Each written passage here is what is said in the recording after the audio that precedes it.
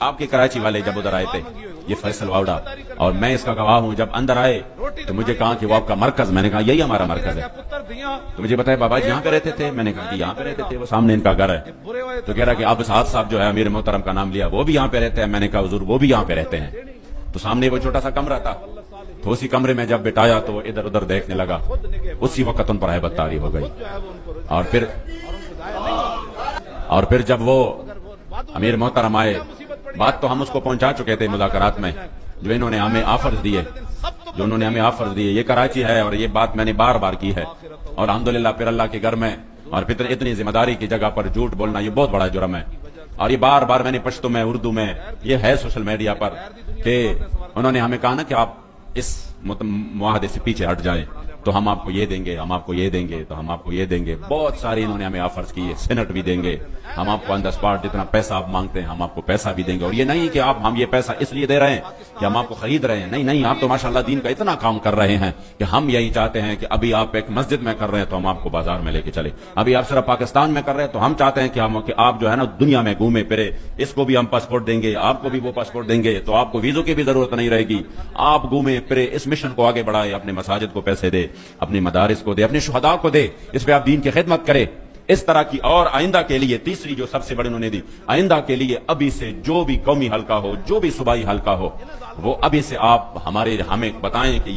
یہ حلقے ہمارے لیے چھوڑ دیں، ہم ابھی سے لکھ کر دیتے ہیں کہ یہ آپ کے لیے چھوڑ دیتے ہیں، بس صرف اس انٹرنیشنل فورم پہ جا کے بات کریں گے، آپ فرانس جائیں گے، آپ فلاں ملک جائیں گے، آپ پیرس جائیں گے، ان کا یہ مطلب تھا کہ یہ جو ہے نا مولوی ہے، اب ان کی آنکھ اس طرح کھلی رہ جائیں گی کہ یہ تو معاملہ ٹھیک ہوا، تو ٹھیک ہے ہم جو ہے نا اس میں یہ کرتے ہیں وہ کرتے ہیں، جب بات کی تو ہمیں تو امیر صاحب نے کلم کلا جو ہمیں انہوں نے بات کی تھی ترجمانی کے طور پر، ہم نے وہ بات آگے پہنچائی ان کو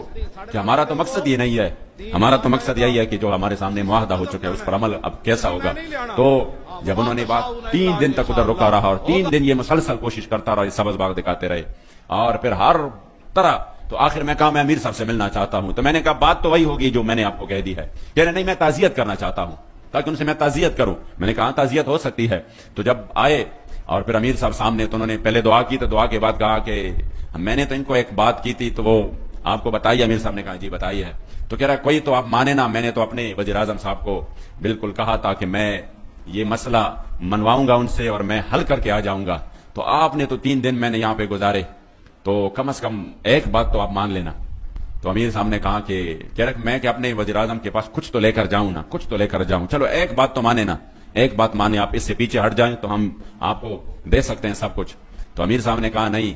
ہم تو آپ کو بہت بڑی بات دے کر رخصت کر رہے ہیں، انہوں نے کہا کیا دے کر رخصت کر رہے ہیں، 3 باتیں میں نے اتنی بڑی آپ سے کی ہے اس میں سے ایک بھی نہیں مانا، تو ہم مجھے کیا دے کر رخصت کر رہے ہو، تب اسی وقت امیر محترم نے جو تاریخی جملہ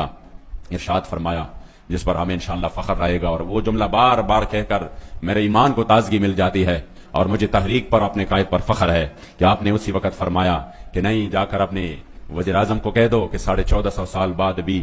اس پاکستان میں جہاں پر لوگ جو ہے نا 3000 اور 5000 پر بک جاتے ہیں، اور جہاں پر بریانی کی ایک پلیٹ پر بھی بک جاتے ہیں، آپ اپنے وزیر اعظم کو بتانا کہ اب بھی پاکستان میں حضور کی وہ غلام رہتے ہیں جو پوری دنیا کی طاقتیں مل کر نہ ان کو ڈرا سکتے ہیں، نہ ان کو جھکا سکتے ہیں، نہ ان کو خریدا جا سکتا ہے۔